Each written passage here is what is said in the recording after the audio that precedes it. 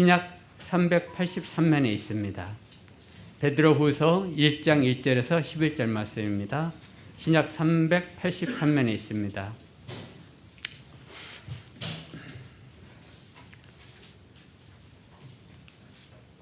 자유인 줄 알고 제가 봉독해 드리겠습니다. 예수 그리스도의 종이며 사도인 시몬 베드로는 우리 하나님과 구주 예수 그리스도의 의를 힘입어 동일하게 보배를 믿음을 우리와 함께 받은 자들에게 편지하노니 하나님과 우리 주 예수를 알므로 은혜와 평강이 너희에게 더욱 많을지어다. 그의 신기한 능력으로 생명과 경건에 속한 모든 것을 우리에게 주셨으니 이는 자기의 영광과 덕으로서 우리를 부르신 이를 알므로 말미암음이라. 이로써 그 보배롭고 지극히 큰 약속을 우리에게 주사 이 약속으로 말미암아 너희는 정욕 때문에 세상에서 썩어질 것을 피하여 신성한 성품을 참여하는 자가 되게 하려 하셨느니라. 그러면 너희가 더욱 힘써 너희 믿음을 덕에 덕을, 지식을 지식의 절제를, 절제의 인내를, 인내의 경건을, 경건의 형제 우애를, 형제 우애의 사랑을 더하리라. 이런 것이 너희에게 있어 흡족한즉 너희로 우리 주 예수 그리스도의 알기에 이르지 않고 열매 없는 자가 되지 않게 하려니와 이런 것이 없는 자는 맹인이라 멀리 보지 못하고 그의 옛 죄가 깨끗하게 된 것을 잊었느니라. 그러므로 형제들아 더욱 힘써 너희 부르심과 택하심을 굳게 하라. 너희가 이것을 행한즉 언제든지 실족하지 아니하리라. 이같이 하면 우리 주 곧 구주 예수 그리스도의 영원한 나라에 들어감을 넉넉히 너희에게 주시리라. 아멘. 교회를 다니지만 예수님을 믿지 않은 사람들이라는 주제로 오선임 목사님께서 말씀 전해주실 때 많은 은혜 받으시길 바라겠습니다.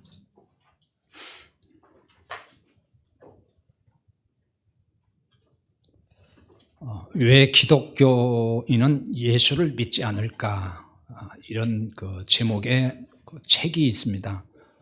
좀 오래전에 나온 책이긴 한데요. 이 책을 읽어보면 이제 여러 가지가 나오는데 이런 이야기가 하나 나옵니다. 두 명의 유대인이 이제 대화를 합니다. 근데 한 사람은 시각장애인이에요. 시각장애인이 아닌 그 사람이 말을 합니다. 여보게, 우리 우유라도 한 잔 마시면 어떨까? 이렇게 얘기를 해요. 이 시각장애인은 우유를 한 번도 본 적이 없는 사람이에요. 그러니까 그 우유가 뭐야? 우유가 어떻게 생긴 거야? 물었습니다. 시각장애인이 이렇게 물으니까 다른 유대인이 지금 우유는 말이야 하얀 흰 액체로 돼 있어 이렇게 얘기를 했어요. 그러니까 하얗다고? 그러면 하얀 게 뭐야? 흰 게 뭐야? 또 물었습니다. 그러자 또 이 사람이 뭐라고 하냐면은 자네 백조를 아는가? 백조가 하얗거든 이렇게 얘기를 했어요. 그러니까 또 그래? 그런데 말이야 백조는 어떻게 생긴 것인지 난 또 모르는데 백조는 말이야 목이 아주 길고 등이 이렇게 굽었어 그렇게 얘기를 했어요. 그러자 또 시각장애인은 그러면 몸이 굽었다는 게 또 뭐야? 물었습니다. 그러자 이 사람이 내 팔을 한번 만져봐 이러면서 이 팔뚝을 내밀었습니다. 그제야 이 시각장애인이 그렇구나. 이제 우유가 뭔지 내가 확실히 알았네. 이렇게 얘기를 했어요. 유대인이 시각장애인에게 우유에 대해서 제대로 설명을 했나요? 제대로 설명을 못했어요. 똑바로 설명을 지금 하지 못했습니다. 그 설명을 듣고 이 시각장애인이 지금 엉뚱하게 우유를 하얀 구분 등으로 이해했다는 얘기예요. 이와 유사한 모습이 교회에서 목회자와 교인들 사이에 벌어지고 있다고 바로 이 책에서 비판을 하고 있습니다. 이런 점에서 목회자, 목사는 교인들에게 무엇을 가장 잘 가르쳐 줘야 되고 무엇을 가장 잘 설명해야 될까요? 그것은 십자가 구원의 복음입니다. 그것보다 중요한 게 없잖아요. 십자가 구원의 복음을 제대로 설명해 줄 알아야 되겠죠. 왜냐하면 이 복음을 제대로 알려줘야만이 이걸 듣고 구원의 역사도 일어나기 때문인 거예요. 이 문제는 뭐 좀 잘해도 되고 못해도 되고 그런 문제가 아니에요. 다른 것은 조금 부족해도 되고 조금 모자라도 뭐 그럴 수 있어요.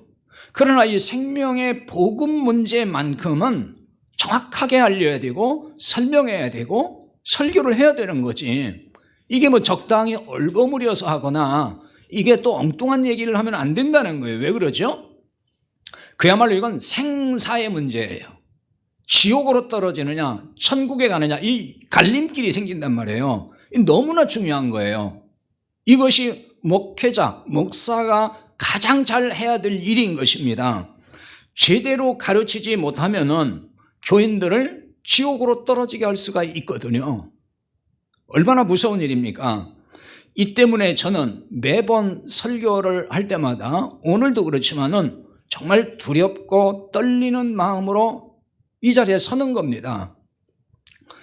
잘못 가르쳐서 잘못 믿게 되면은 성도들이 잘못 갈 거 아니에요. 잘못 가고 또 잘못 가면 이게 지옥 자식 만들기 때문에 이거는 정말 두렵고 떨리는 일이 아니겠어요? 엄청난 일이에요. 올해 표어대로 주님의 십자가 사랑을 더 누리려면은 십자가 사랑이 뭔지에 대해서 잘 알아야 되겠죠. 십자가 사랑을 잘 모르면서 십자가 사랑을 누린다는 것은 성립이 안 돼요. 십자가 사랑을 아는 만큼, 깊이 아는 만큼 내가 누리는 거예요. 십자가로 구원하신 주님의 그 사랑 말이에요. 그러니까 아무리 좋은 게 있어도 그거를 알지 못하면 소위 어떤 아무리 좋은 물건이 있어도 사용법을 모르면은 그걸 누리지를 못해요. 좋은 것이 있어도 좋은 것으로 알아야 그것이 뭔지를 정확히 알아야만이 그걸 누릴 수 있는 거죠. 십자가 사랑을 안다고 하는 말은 다르게 말하면은 예수님을 안다는 것과 같은 것입니다.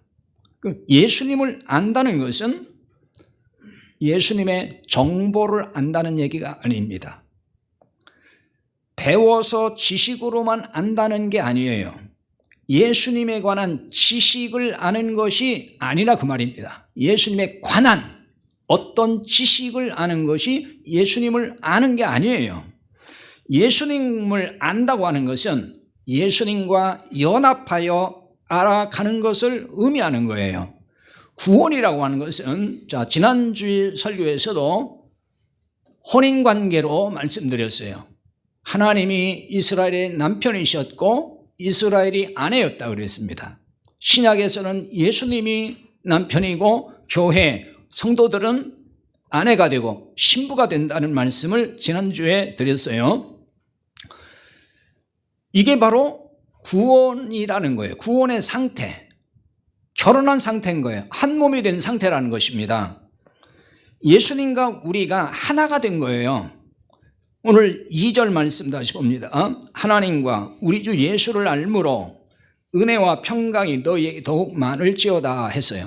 사실 오늘 본문이 꽤 긴데 원래는 이 전체를 가지고 좀 설교를 할 생각이었는데 준비하다 보니까 오늘 2절 말씀이 그냥 중심이 되고 말았어요. 왜냐하면 여기서도 해야 될 말씀이 너무 많다 보니까 다른 말씀을 건드리질 못했습니다. 자, 여기서 예수를 알므로 할 때 안다는 얘기잖아요. 이것은 단순한 지식을 의미하는 단어가 아니에요. 우리가 안다 그럴 때 막 지식 이렇게 생각하잖아요. 단순히 뭘 아는 거. 이 말은 어디서 온 말이냐? 그 어근 뿌리가 어디서 온 말이냐면은 남녀의 성관계를 말하는 거예요. 성관계를 통해서 아는 걸 말하는 것입니다. 남녀가 결혼하면은 서로가 알게 된다. 그 말에서 나왔어요. 그러므로 주님을 안다는 것은 주님과의 연합으로 알게 된다는 걸 뜻하는 거예요. 그리스도의 영이 우리 안에 들어옴으로 우리가 주님과 하나가 되는 거잖아요. 주님과 연합한다는 얘기는 다른 얘기가 아니에요. 그리스도의 영, 성령님이 우리 안에 오셔요. 그러면 그리스도가 오신 거예요.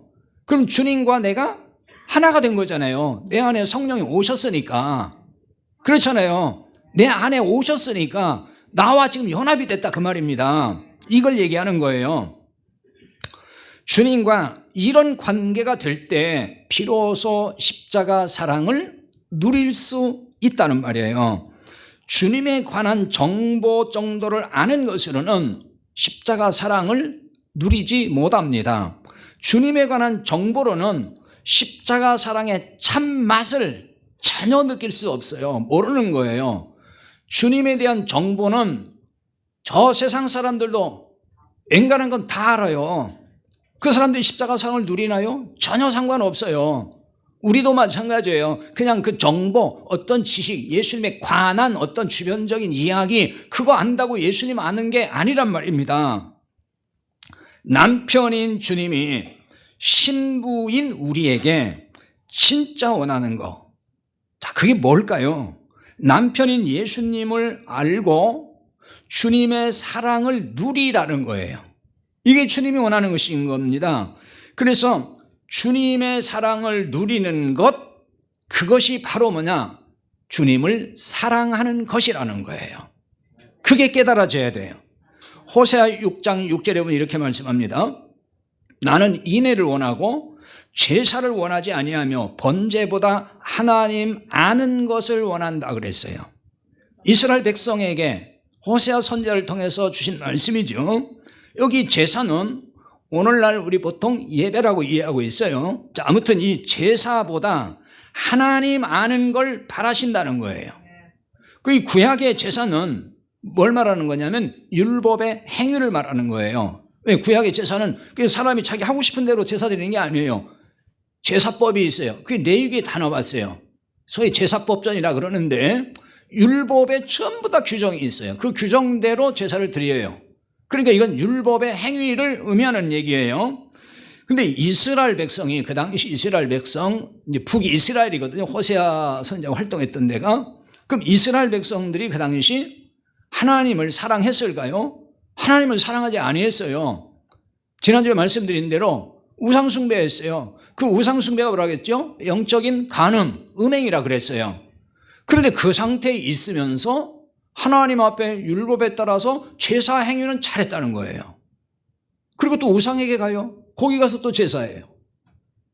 하나님께도 제사하고 그 율법대로 잘한단 말이에요. 그러니까 남이 보면은, 모르는 사람이 보면은 굉장히 하나님을 사랑하고 하나님을 잘 섬기는 걸로 보이는 거죠. 왜? 율법대로 잘하니까.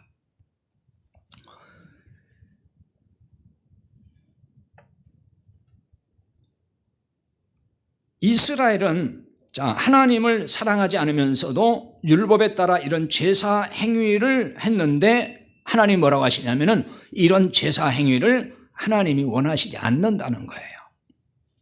너희들이 나에게서 마음이 떠났지 않느냐? 나를 사랑하지도 않으면서 왜 사랑하는 척 이 제사를 그렇게 열심히 하느냐? 그거 나 원하지 않는다. 그 얘기인 거예요.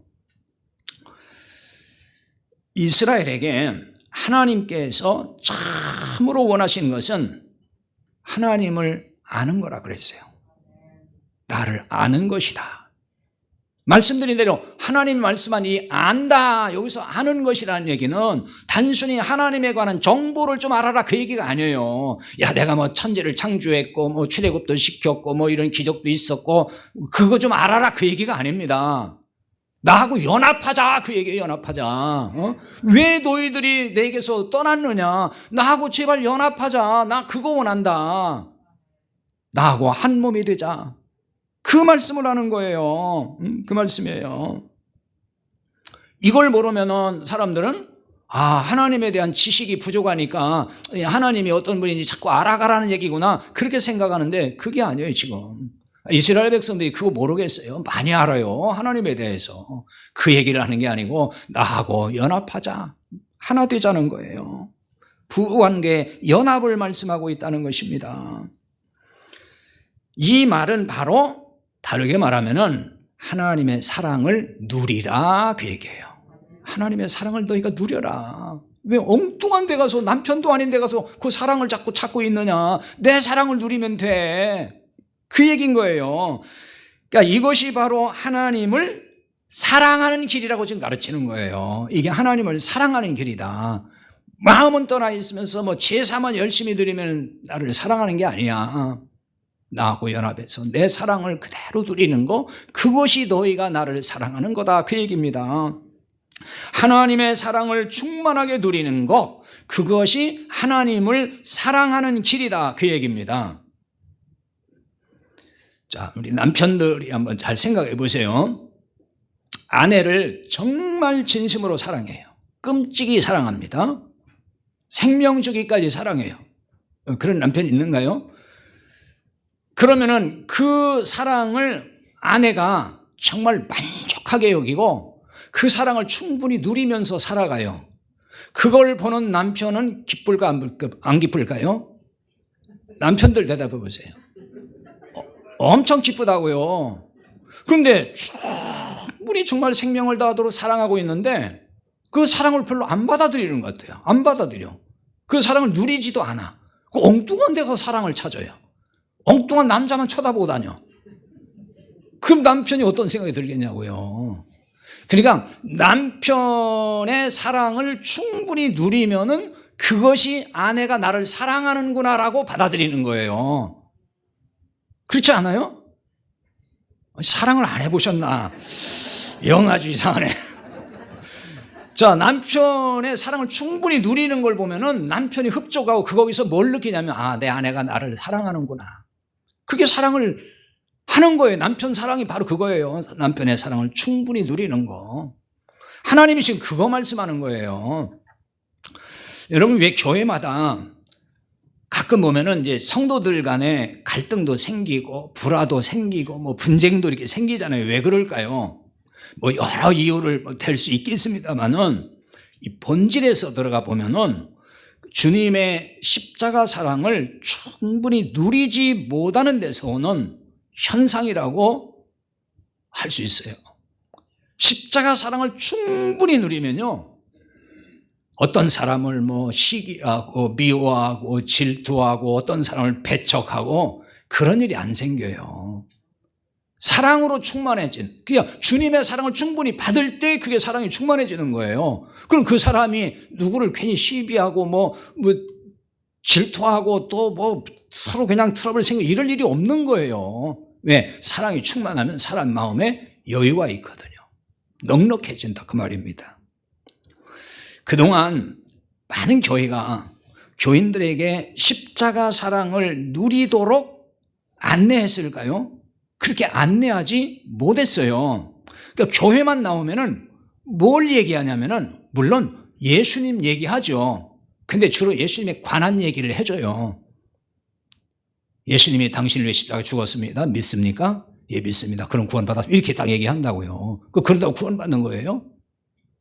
그런다고 구원받는 게 아니에요. 그 말 한마디 듣고 나서 예, 믿어요. 그러면 구원받는 게 아니란 말입니다. 구원을 그렇게 간단히 생각하면 안 돼요.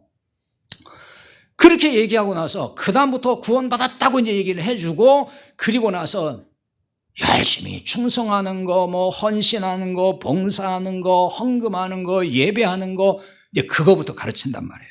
그 일부터 가르쳐준다, 그 얘기죠. 그리고 뭐라고 얘기하면 이게 하나님을 사랑하는 길이라고 얘기하고 하나님께 복받는 비결이라고 가르쳐줘요. 처음 교회 나오면 대부분 교회에서 그렇게 안내를 해준다, 그 말입니다. 여러분 지금 어떤 사람 당연히 그래야죠 할지 모르겠지만은 잘 들어보세요. 당연히 그래야 되는 건지. 이게 성경의 가르침과 사실 정반대로 가르치는 거예요. 그거 알아야 돼요. 십자가 사랑을 누리는 일이 우선이에요. 이것을 알려줘야 되는데 이걸 알려주지 못하고 있다는 거예요. 십자가 사랑을 누리도록 해줘야 되는 거예요. 그래서 십자가 사랑이 뭔지도 잘 모르면서 십자가 사랑을 제대로 말 못해주니까 십자가 사랑이 뭔지를 잘 몰라요. 그냥 나를 위해서 십자가에 죽으셨대. 그냥 그거예요. 그거 딱 거기서 끝나는 거예요. 그냥. 그리고 열심히 충성 봉사하는 것부터 배운다는 거예요. 일부터 배워요. 일부터. 그럼 어떤 일이 생긴 줄 아십니까? 이런 거예요. 제가 아는 어떤 그 분이 동남아 여성하고 결혼을 했어요. 한국에 동남아에서 결혼 이주 여성들이 많이 있잖아요. 어느 여성이 이렇게 시집을 왔습니다. 그런데 오자마자 대다 일만 시키더라는 거예요. 어마어마하게 많은 일들을 막 이것도 저것도 그냥 시키고 엄청나게 일을 계속해서 시키더라는 거예요. 그러니까 이게 내 남편이지. 그리고 내 남편의 사랑을 느끼기도 전에, 남편이 누군지도 모르기 전에 일부터 그냥 엄청난 일들이 많더래 가보니까. 그래서 막 이거 하라 저거 하라 막 일부터 계속 시키는 거예요. 온갖 잡일 다 하면서 살다 보니까 막 지쳐간 거예요. 이 사람이. 남편의 사랑은 지금 느끼지도 못하고 있어요. 남편이 누군지도 잘 몰라요. 말도 잘 안 통하죠. 그 일만 하니까 어떤 마음이 들었냐면은 이 사람이 나를 종으로 데려왔구나. 일 시키려고. 나를 정말 사랑하는 아내로 맞이해 준 게 아니고 나를 그냥 일이나 시켜 먹으려고 데려왔구나. 이렇게 생각을 해가지고 끝내는 이혼 요구하고 이혼했어요. 도저히 나는 종으로 온 게 아니다. 난 당신 나 아내로 왔다. 근데 나를 왜 종부리냐, 종으로 부리냐. 이러고 이혼을 했단 말입니다. 그러니까 이와 같은 교인들, 똑같은 현상은 아니겠지만 이와 같은 교인들이 많은 거예요. 다시 말하면은 주님의 사랑을 느끼기도 전에, 주님의 사랑을 정말 알기도 전에 그냥 봉사 잘한 일꾼을 그냥 만들어버려요. 주님이 너 당신 사랑합니다. 그 말을 그냥 내가 믿으려고 하는 거지 본인이 진짜 느끼는 게 아니에요. 왜 그렇게 얘기하니까 그래 하나님이 사랑하신대. 그렇게 믿어야지. 이거예요. 그러니까 지금 자기가 체험하고 느끼는 건 아니란 말이에요. 근데 뭘 하죠? 열심히 봉사부터 합니다. 일을 많이 합니다. 그러니까 잘 생각해 보시라고요. 주님의 사랑을 내가 느끼지도 못하고 내가 체험한 것도 아닌데 그 사람이 영적으로 그럼 얼마나 메마르고 얼마나 피폐하겠습니까?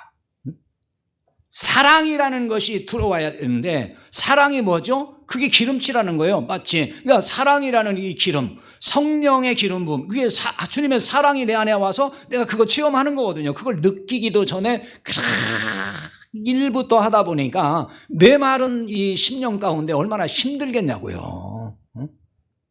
갈수록 힘들어지는 거예요.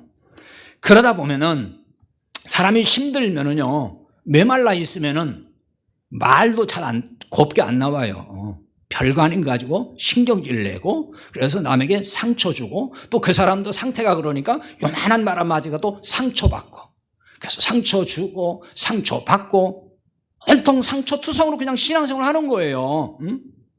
그러다 보면은 다 민감하고 예민하니까 아무것도 아닌 거 가지고 분쟁을 하고 싸움이 벌어지고 이런 일이 생기는 거라 그 말입니다. 영적으로 메마른 상태가 되면 다 이렇게 밖에는 갈 수가 없어요. 솔직히 말해서 십자가 사랑을 누리지 못하면은 그건 예수님을 믿는 게 아니에요. 아무리 내가 충성 잘하고 봉사 잘하고 물질을 많이 내놓고 그래도 십자가 사랑을 내가 진심으로 누리지 못하면은 그 예수님 믿는다고 하는 게 아니에요. 예수 믿는 게 아닙니다. 교회는 다니지만 이렇게 예수님을 믿지 않는 사람이 얼마나 많은지 여러분 아십니까? 부지기수예요, 부지기수. 그냥 열심히 일하면 그게 믿음 좋다고 생각해요. 그런데도 다 그분들이 뭐라 하죠? 나는 예수님을 믿어요 이렇게 말하지 나 예수님 안 믿어요 하는 사람 하나도 없어요. 오히려 이런 얘기하면 반발이 생기거든요. 무슨 소리냐, 나 예수님 얼마나 잘 믿는데 하겠지만은 성경이 제시한, 성경이 계시해 주는 그 예수님이 아니에요. 사실은 그 예수님 믿는 게 아니란 말입니다. 이런 사람은 주님의 사랑을 누리지 못하면서도 주님을 제가 사랑합니다 하면서 주님을 사랑하겠다고 덤빈다는 거예요. 그게 뭔지 압니까? 그게 바로 열심히 충성하고 봉사하고 물질 바치고 그러는 거예요. 그게 내가 주님을 사랑한다고 하는 거예요. 지금 제가 주님 사랑하겠습니다 하는 거예요. 근데 주님의 사랑을 지금 못 느낀다니까요. 못 느끼면서 그러고 있어요. 그 왜 그러냐? 그래야 주님이 나를 사랑한다고 생각하는 거예요. 왜? 그렇게 가르치잖아요. 열심히 하나님 앞에 물질 들여 충성하고 봉사하고 헌신하고 그러면은 하나님이 당신 사랑할 거예요. 그러면 하나님이 사랑해 줘요. 하나님 복 줘요 그러잖아요. 그러니까 내가 사랑을 느껴서 그러는 게 아니라 그렇게 해야 사랑을 받는다니까, 그래야 복 받는다니까 한다 그 말입니다. 여러분 말씀을 정확히 잘 봐야 돼요. 언제 예수님께서 너희가 충성 봉사 잘하면 내가 사랑해 준다 그리고 내가 복 준다 이렇게 약속하셨냐고요. 그런 말씀 어디 있냐고요. 아무 조건 없이 내가 너를 사랑하니 내 사랑을 누려라 하는 게 주님의 뜻이에요. 이게 하나님의 뜻이에요. 이런 예수님을 믿는 것, 이게 진짜 예수님 믿는 거예요.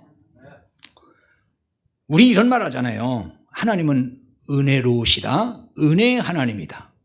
은혜의 하나님, 은혜의 주님을 믿는 게 바로 이런 거예요. 내가 뭘 잘해서 공로가 있어서 사랑해 주는 예수님이라면은 은혜의 예수님이 아닌 거죠. 그러면은 아니 내가 뭘 잘할 때마다 사랑해 준다면은 어떻게 그게 은혜의 주님이냐고요. 자, 은혜의 문제는 뒤에가 또 말씀 좀 드리겠습니다. 자, 그러면 구체적으로 십자가 사랑을 누리는 것이 뭘까?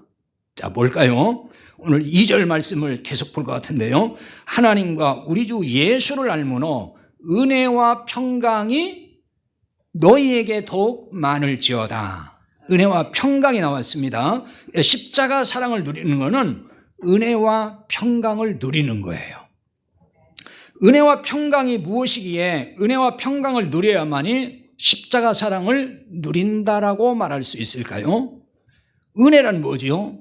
은혜라는 말은 하도 많이 들어가지고 막 질린다고 할지도 몰라요. 그건 맨날 쓰는 말인데, 은혜란 용어는 기본적으로 자격 없는 자에게 값없이 주는 걸 의미하는 거예요.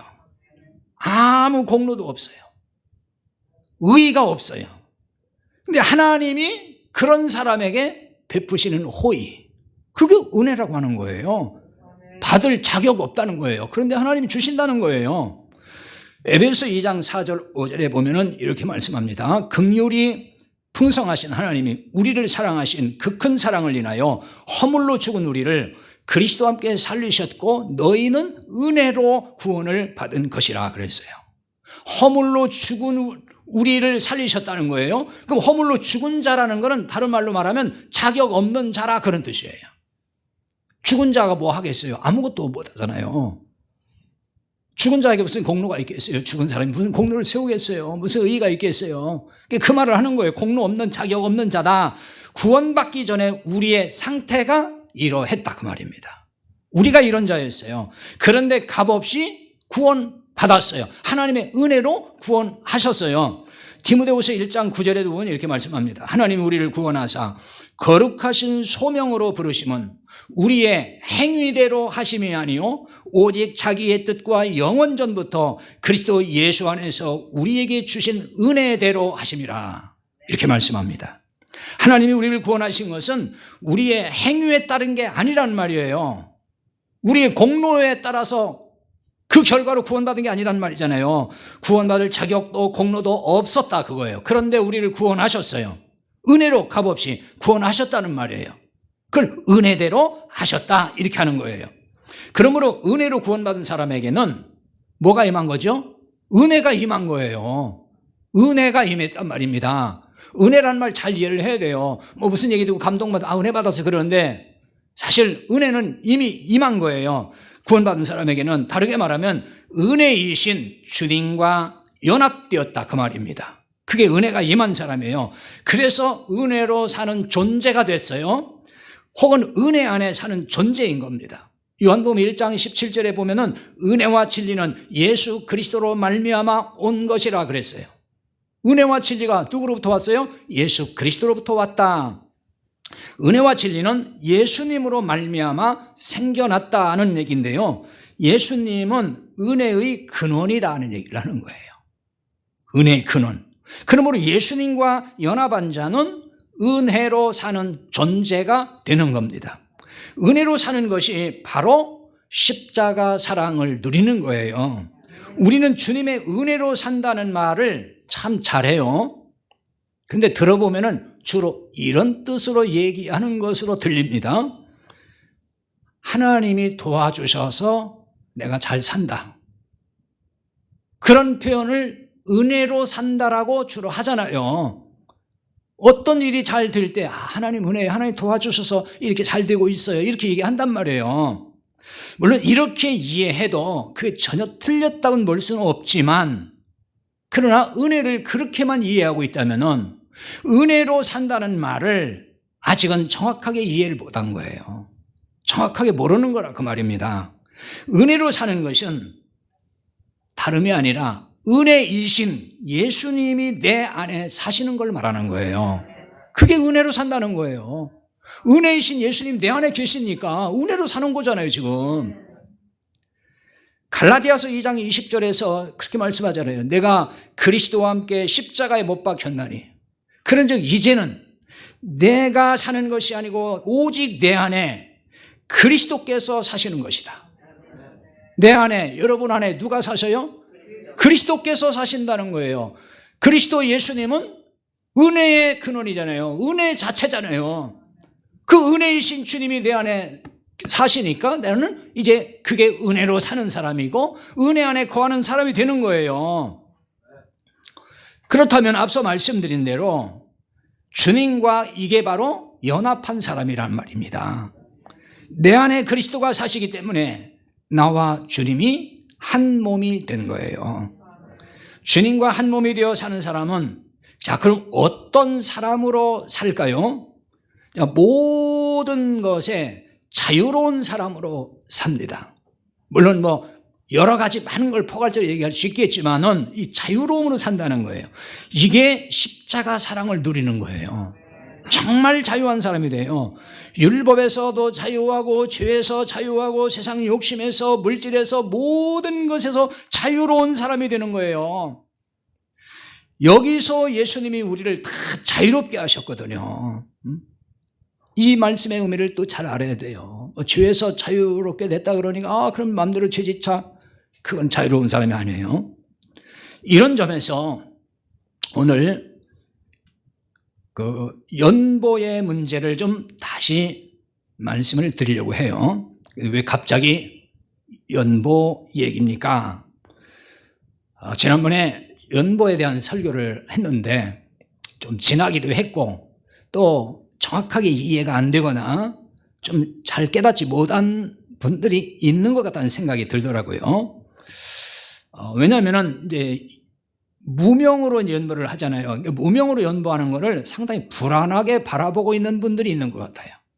그 불안이라는 게 다른 게 아니고 헌금이 그러다 줄 텐데, 헌금 자꾸 줄면 어떻게 하려고, 그리고 교회 운영 또 어떻게 하려고, 이런 불안감, 그 염려, 우려, 뭐 이런 생각들을 하는 분이 일부 있는 것 같아요. 왜 헌금이 아닌 연보를 해야 하는지를 깨닫지 못하면은 그런 걱정이 올 수밖에 없어요. 걱정이 생기죠. 헌금은 구약 성전 시대, 율법 시대에 했던 거라고 말씀을 드렸어요. 그래서 구약에서는 헌물, 예물, 헌금 이게 다 같은 얘기입니다. 연보는 신약 시대에, 즉 은혜 시대에 하는 것이 연보라고 지난 설교에서 말씀드렸습니다. 그래서 신약 성경에는 뭐가 없다고요? 헌금하라는 말씀이 없어요. 저도 이거 그때 준비하면서 깨달았다고 그랬잖아요. 찾아보세요. 있나? 없어요. 헌금하라는 말씀이 없단 말이에요. 구원받은 사람은 주님과 연합한 사람이에요. 그러면 이걸 다른 말로 말하면 하나님께 바친 자라는 뜻이에요. 하나님께 드려진 자라는 뜻입니다. 그래서 다른 말로 또 뭐라고 하죠? 우리는 하나님의 소유가 되었다. 하나님의 것이다. 그런 말 하잖아요. 여러분 그렇게 믿습니까? 에이 무슨 소리예요. 하나님은 나는 나고 왜 내 것이다 하나님 거고 내가 왜 하나님 소유입니까? 자 이렇게 생각하는 분은 잘 고민을 하셔야 됩니다. 자 그럼 잘 이제 생각해 보세요. 여기서 잘 생각해 보세요. 내가 하나님의 거예요. 내 자신이 하나님의 소유예요. 그러면은 내 자신을 하나님께 바쳤어요. 드려진 자예요. 이게 구원받은 자예요. 그러면 하나님께 더 드릴 게 있어요? 없어요? 있어요? 있다면 아직도 하나님께 바쳐진 자가 아닌 거예요. 하나님께 내가 드려진 자란 말이에요. 내 자신이 다 드려졌어요. 그러면 하나님께 다 드려졌으니까 드릴 게 없어요. 이제 아무것도 없는 거예요. 돈이 있잖아요. 돈이라도 바쳐야지. 돈은 누구 거예요? 돈도 하나님 거예요. 그러니까 내 소유가 다 하나님 거라면서요. 그런데 왜 내 것 그러냐고 항상. 말은 하나님 거라고 하면서 다 내 거래요. 내 거 전부 다. 그러니까 이런 데서 깨달음이 와야 돼요. 이런 데서 이해가 돼야 되고. 그러니까 우리 하나님 앞에 드릴 게 없는 거예요. 사실은 드릴 게 없다 그 말입니다. 돈이라는 거, 물질이라는 거는 하나님이 맡겨준 거예요. 우리에게. 내가 세상 살아가는데 필요하니까 너한테 이거 맡겨준다. 맡겨준 거지 이거 내 거 아니야 그 얘기입니다. 내 거지만 맡겨준다 그런 뜻이에요. 그래서 우리가 뭐라고 하냐면 이걸 청지기로 산다는 얘기를 하잖아요. 청지기는 주인을 말하는 게 아니라 주인의 걸 관리하는 사람.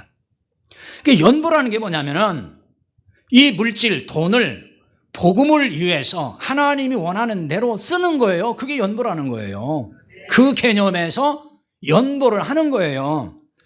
근데 왜 무명으로 하냐? 이름을 써야지. 자, 이것도 참 제가 많은 생각을 했어요. 여기서 저도 깨달은 것도 참 많았어요. 사람은 사람을 의식하기 마련이에요. 그게 사람이에요. 저는 여러분을 의식할 수밖에 없어요. 여러분은 또 목사를 의식한다고요. 어쩔 수 없어요. 사람이기 때문에. 그래서 무명으로 연보를 하면은 하다가도 그만둘 사람이 있을까요? 없을까요? 있다고요. 생기는 거예요. 그게 사람 심리예요. 사람이 다 보고 의식을 할 때 이름을 쓰면 다 알잖아요. 최종부에 다 기록하고 어느 날 다 알 수 있잖아요. 그러니까 그 의식이 돼서 그래 내가 장로인데 권사인데 내가 집사인데 어떻게 안 하면은 또 이거 헌금도 안 한다고 연보도 안 한다고 그럴 거 아니야. 그러니까 해야지 하고서 할 수 있어요. 그게 오히려. 근데 이제는 누가 하는지 안 하는지 아무도 몰라. 그러니까 나도 이참에 그냥 입 싹 닦자 그렇지 않아도 나도 힘들었는데 이거 바치니라고. 사람 심리는 그렇게 작용할 수 있는 거예요. 충분히. 왜 보는 사람 없는데 그런 생각이 들 수 있어요. 사람이니까. 근데 여러분 이거 모르고서 이 무명 연보를 시작한 게 아닙니다. 이거 다 알아요. 저도 다 알아요. 왜 그거 모르겠어요. 그걸 시작한 이유는 이런 거예요. 만약 여러분이 여러분을 잘 알잖아요. 여러분이 무명으로 이제 연보를 하다 보니까 그동안에 내가 했던 것을 하기 싫어져, 이제. 어차피 모르는데 나도 아깝지. 안 하기 시작을 했어요. 하던 연보를 안 하기 시작을 했어요. 그러면은 그분은 어떻게 생각해야 되냐면, 내 수준은 딱 여기다. 사람이 볼 때는 하고, 하나님 앞에서는 내가 하나님 의식하지 않고 그냥 사람 의식해서 내가 살아가는 사람이구나. 결국 내 영적 수준이 딱 여기에 멈췄다라고 여러분을 보시면 돼요. 그게 시험이라는 거예요, 시험. 그렇잖아요. 스스로 자기를 시험하는 거예요. 그동안에 아무리 많은 돈을 갖다 내고 아무리 많은 걸 했어도 지금 딱 무명으로 하니까 그쳐버렸다 그러면 그 사람 수준은 원래 그게 아닌 거예요. 이제 여기인 거예요, 여기. 근데 그때 왜 했느냐? 사람 의식해서 그냥 한 거지. 그러니까 이거 시험해보라는 거예요. 그리고 그런 사람이라면 거기서부터 다시 시작하라는 겁니다. 스스로 믿음이 있다고 생각하지 말고 나는 바닥이구나. 난 어차피 이런 상태구나. 그거 스스로 느끼라는 거예요. 그걸 밝힐 수도 없잖아요. 스스로 알으니까. 이런 중요한 생각을 가지고 시작한 거예요. 여러분을 훈련시키려고. 왜? 그런 훈련이 돼서 제대로 사람과 상관없는 신앙생활, 하나님만 바라보고 신앙생활, 이렇게 돼야 진짜 신앙생활이지. 무슨 사람 생각하고 사람 의식하고 하면은 그게 어떻게 참 믿음이냐고요. 이름을 써서 연보하면은 어느 순간 사람이기 때문에 자기 공로, 자기 의로 작용할 수가 있어요. 사람이니까 그러는 거예요. 사람이니까. 그것도 좀 많은 걸 내고 그러면은 어느 날 자기도 모르게 그 자기 공로의식이 생긴다니까요. 사람이니까. 그러니까 하나님보다 사람을 이제 의식한 거죠. 그래서 어떤 마음이 또 드냐면은 사람이 알아주기를 기대해요. 내가 이렇게 많은 걸 하는데도 왜 아무도 안 알아주지? 담임 목사도 알아주지도 않고. 아니, 불러다 놓고 그냥 기도라도 세게라도 막 복받으라고 해주시지.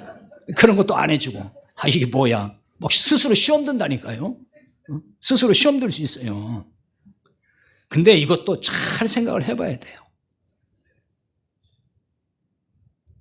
돈이 누구 거라고요? 말씀을 참 잘하셔요. 이거 하나님 거라면서. 근데 왜 내 이름으로 내고 내가 생색내려고 하냐고요. 하나님의 이름으로 내야지 되려면. 그러면 내 것도 아닌 거 가지고 뭐 자기 이름 내가지고 생색내? 하나님 거 가지고? 이치에 안 맞잖아요. 그러니까 우리가 신앙생활이라는 게, 복음으로 신앙생활 한다는 게 뭔지를 이런 데서부터 차근차근 이해가 되고 거기에 깨달아져야 돼요. 이게 안 깨달아지면은 이해가 안 되잖아요. 아니, 이름 써서 내도 되는 건데 왜 자꾸 무명으로 하고 헌금만 줄고 막 물질이 줄어들 텐데, 이렇게 생각한다는 거예요. 여러분, 자, 구원받은 사람이 어떤 상태라고요? 예수님과 연합하여 한 몸 된 상태입니다. 한 몸 된 상태. 그러니까 우리는 그 상태에서 살아가는 사람인 거예요. 예수님과 우리가 어떤 관계인지를 알면은, 그러니까 연보 문제에서도 자유롭게 되는 거예요. 그러니까 연보가 뭐 줄든지 뭐 넘치든지 그 신경 쓸 일 아니에요. 여러분이 그거 신경 쓰면 안 돼요. 신경 쓰면 쓸 일이 아니에요. 저도 신경 안 씁니다. 신경 쓸 일이 아니에요. 어디에만 우리가 신경 써야 되냐? 주님께만 신경 쓰면 되는 거예요. 모두 주님께만 신경 쓰면은 재정이 뭐 부족해서 어려운 일을 겪는 일은 없을 거예요. 왜냐하면 주님의 마음을 따라서 청지기로서 물질을 쓰는 사람들이기 때문에 문제가 없다는 것입니다. 돈에 신경을 쓰면요, 마음이 돈의 흐름을 따라가게 돼 있어요. 예수님께 신경을 쓰면은 예수님의 마음을 따라가게 됩니다. 예수님의 마음을 따라가는 성도들이 모인 교회에서 무슨 교회 재정 문제가 어려워서 곤란을 겪을까요? 그렇지 않다고 봐요. 재정 문제로 곤란을 겪는 이유는 사람들이 돈을 따라가니까 그러는 것이지, 예수님 마음을 따라가면 그런 일이 안 생겨요. 자, 십자가 사랑을 누리는 것 중에 또 하나 중요한 건 평안입니다. 자, 2절, 계속 오늘 2절만 말씀 본다겠죠. 하나님과 우리 주 예수를 알므로 은혜와 평강이 너에게 동반할지어다. 여기 평강이 나왔습니다. 이 평강 혹은 평안 같은 말인데요, 구약에서는 이걸 샬롬이라 그럽니다. 이 말은 잘 아시죠? 샬롬이 뭔지. 거기서 나온 말이에요. 그래서 이게 이제 평화, 평안, 번영, 하나됨, 휴식 등의 여러 의미로 쓰이는 말입니다. 평강이 뭐냐? 구원받은 자의 상태입니다. 또는 은혜 받은 자의 상태예요. 이게 평강이에요. 십자가 은혜로 주어지는 것이 평강이라 그 말입니다. 그러니까 우리 노력의 결과물이 아니에요. 내가 그래 평안해야지 그렇게 해서 되는 게 아니란 말이에요. 여러분, 힘들고 불안할 때 나 좀 평안해야 돼 이런다고 평안이 옵니까? 안 되는 거예요. 그거는 마음대로 안 돼요. 주어지는 거예요. 은혜로 주어지는 거. 그래서 요한복음 14장 27절에 보면은 평안을 너희에게 끼치노니 곧 나의 평안을 너희에게 주노라. 예수님 이렇게 말씀하셨어요. 여기 평안을 너에게 끼친다 그랬잖아요. 끼치노니, 이러다 보니까 마치 예수님이 어떤 영향을 조금 이렇게 주는 것처럼 보이지만은 이 끼친다는 말은 그런 뜻이 아니에요. 원문에서 이 뜻은 굉장히 깊은 뜻이 있어요. 이 말은 어떤 뜻이냐면 내보낸다. 어디서 내보내느냐 하면은 사람이 죄를 짓고 감옥에 갔어요. 그런데 그 죄 지은 사람의 모든 죄를 다 탕감했어요. 다 사면했어요. 용서해주고 이제는 나가 하고서 내보낸다, 그 얘기예요. 그래서 이 말이 죄책이나 형벌에서 벗어나게 한다는 뜻입니다. 이게 용서한다는 뜻으로도 사용을 해요. 그러니까 여기서 끼친다는 얘기는 죄에서 내가 용서하니 이제는 더 이상 불안해하거나 근심하지 말고 평안을 누려라, 그 얘기인 거예요. 왜냐하면 죄에서 용서받지 못했다는 생각이 들면 평안이 없어요. 여러분이 예수님께서 내 죄를 다 용서했을까? 진짜 용서를 내가 받은 걸까? 이런 생각이 들면 마음이 평안이 없습니다. 불안합니다. 항상 그것 때문에 고민스러워합니다. 평안을 끼친다는 말은 모든 죄에서 용서함으로 평안을 준다, 그런 말씀인 거예요. 그러므로 평안을 누리려면 십자가 사랑을 깨닫고 믿는 사람이어야 하는 거죠. 십자가에서 우리의 모든 죄가 해결되었다고 하는 이 믿음이 있어야 합니다. 주님의 은혜로 모든 죄에서 자유롭게 되었음을 깨달아야 되는 거예요. 여러분, 이런 체험이 진짜 중요한 체험이고 해야 될 체험이에요. 많은 사람들이 체험했다고 뭐 얘기하는 거 들어보면 정말 말도 안 되는 얘기만 하고 있어요. 나는 예수님의 십자가 사건을 정말 제대로 깨닫고 믿어서 이제 나는 죄에서 자유했습니다. 죄에서 자유한 자가 됐습니다. 죄 문제에서 다 해결받았습니다 라고 이다지 체험했습니다 하는 사람은 간증하는 사람들 가운데도 별로 못 들어봤어요. 막 무슨 막 기적을 체험했다, 막 뭘 봤다, 막 반짝반짝하는 거 봤다, 막 등줄기가 뜨거워졌다, 막 불이 떨어졌다, 막 그 얘기만 했지. 나는 이제 죄에서 자유한 사람이 됐습니다. 난 이거 체험했습니다. 이 얘기를 안 한단 말이에요. 그거 빼놓고 다른 거 체험하면 그거는 진짜 체험이 아닌 거예요. 성령님의 체험은 그걸 깨닫게 해주는 체험인 거예요. 십자가의 복음을 깨닫게 해줘서 우리는 자유함을 얻게 한다, 죄에서. 이거 하는 거예요. 이거 체험하는 거예요. 그래서 죄에서 자유롭게 된 상태, 그게 평안입니다. 주님이 주시는 평안이 이거예요. 이런 평안의 상태로 사는 것이 바로 십자가 사랑을 누리는 거란 말입니다. 자, 그런데 여러분, 우리 각자가 죄에서 자유롭게 되어서 평안을 누려야 되는 것이 마땅하지만은 우리 공동체 평안도 굉장히 중요합니다. 공동체적으로 평안을 누려야 돼요. 왜 그러냐면요, 교회 공동체는 우리 각자가 아니에요. 한 몸이 된, 한 지체가 됐어요. 주님의 몸의 지체가 됐어요. 공동체가 그런 뜻이에요. 그러니까 너무나 이건 중요한 거예요.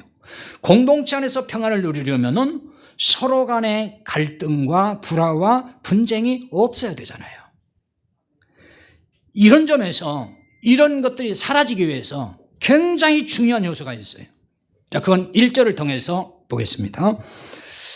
예수 그리스도의 종이며 사도인 시몬 베드로는 우리 하나님과 구주 예수 그리스도의 의의를 힘입어 동일하게 보배로운 믿음을 우리와 함께 받은 자들에게 편지하노니, 이렇게 말씀했어요.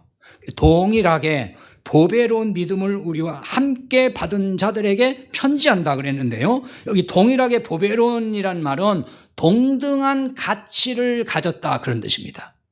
그러니까 동등한 가치의 믿음을 사도들과 함께 받은 성도들에게 지금 편지한다, 그런 내용이거든요.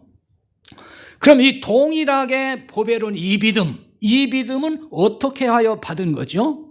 우리 하나님과 구주 예수 그리스도의 의의를 힘입어, 이렇게 말씀했어요. 그러니까 구원자 예수 그리스도의 의의를 통해서라, 그런 얘기입니다. 그리스도의 의의를 힘입었다는 말은 십자가의 은혜로 모든 죄에서 용서됐다는 것이고 의롭게 되었다는 뜻이에요. 율법의 행위가 아니라 믿음으로 의롭게 되었다는 얘기죠. 이런 동일한 가치의 믿음을 받은 성도들이라는 말을 하는 것입니다. 그래서 공동체가 평안하려면은 이처럼 같은 믿음을 가진 성도가 많아야 됩니다. 많아야 된다는 얘기, 전부해야 된다는 얘기를 하자고 왜 많아야 된다고 하느냐? 전부가 되기는 어려워요. 그래서 예수님께서도 가라지와 알곡 비유를 하신 거예요. 항상 교회 안에는 알곡도 있지만 가라지가 있다는 거예요. 보기에는 비슷해요. 잘 구분이 안 돼요. 그래서 전부가 되기는 정말 어려워요. 그런데 교회마다 가라지가 있죠. 가라지가 있어요. 쉽게 말하면 다른 믿음을 가진 교인들이 상당수 섞여 있다는 것입니다. 다른 믿음을 가진. 다 예수 믿는다고 말은 해요. 근데 다른 믿음이에요. 그런 섞여 있는 거예요.